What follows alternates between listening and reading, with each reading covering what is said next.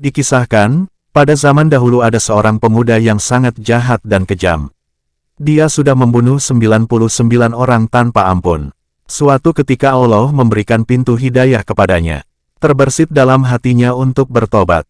Tapi dia masih ragu, apakah perbuatannya selama ini yang dilumuri banyak dosa, baik dosa besar maupun dosa kecil, masih diterima tobatnya oleh Allah. Kemudian ia berniat mencari orang alim ulama untuk menanyakan tentang tobatnya, masih diterima apa tidak. Setelah beberapa lama mencari, akhirnya ia bertemu dengan seorang ulama kemudian langsung bertanya. Wahai ulama, saya ini telah banyak berbuat maksiat, tak terhitung lagi perbuatan maksiat saya, dan yang paling parah adalah saya telah membunuh 99 orang, sekarang saya sadar dan mau bertobat, tapi saya ragu, apakah tobat saya diterima atau tidak. Bagaimana menurutmu? Tanya pemuda itu. Ternyata ahli ibadah itu hanyalah ahli ibadah, tidak mempunyai ilmu. Ulama tersebut menganggap besar urusan itu sehingga mengatakan, tidak ada taubat bagimu. Laki-laki pembunuh itu marah lantas membunuh ahli ibadah tersebut. Lengkaplah korbannya menjadi 100 jiwa. Tanpa putus asa, pemuda itu terus mencari ulama lagi. Kemudian bertemulah pemuda itu dengan seorang ulama dan langsung bertanya. Wahai ulama, saya ini telah banyak berbuat maksiat, tak terhitung lagi perbuatan maksiat saya, dan yang paling parah adalah saya telah membunuh 100 orang. Sekarang saya sadar dan mau bertobat, tapi saya ragu, apakah tobat saya diterima atau tidak. Tanya pemuda itu, Allah itu Maha Pengampun, seberat-beratnya dosa hambanya, pasti Allah akan mengampuninya, asalkan dia bertobat dengan sungguh-sungguh. Tobatmu pasti diterima oleh Allah karena kau sungguh-sungguh mau bertobat, jawab ulama.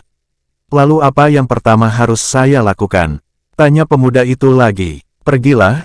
Tinggalkan negerimu menuju negeri lain yang di sana ada orang-orang yang beribadah kepada Allah Subhanahu wa Ta'ala, dan jangan pulang ke kampungmu, karena negerimu adalah negeri yang buruk. Sang ulama menjawab pertanyaan pemuda itu lagi. Akhirnya, lelaki itu pun pergi berhijrah.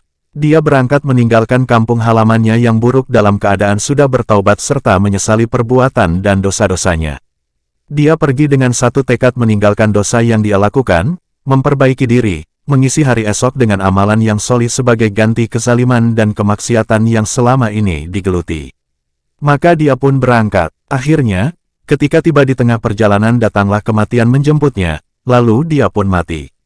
Maka berselisihlah malaikat rahmat dan malaikat azab tentang dia.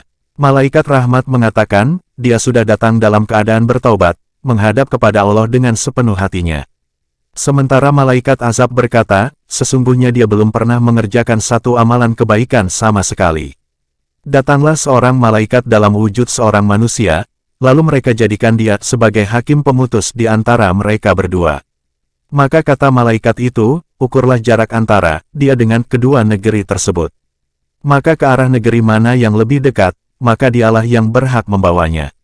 Lalu keduanya mengukurnya, dan ternyata mereka dapatkan bahwa orang itu lebih dekat kepada negeri yang diinginkannya. Maka malaikat rahmat pun segera membawanya.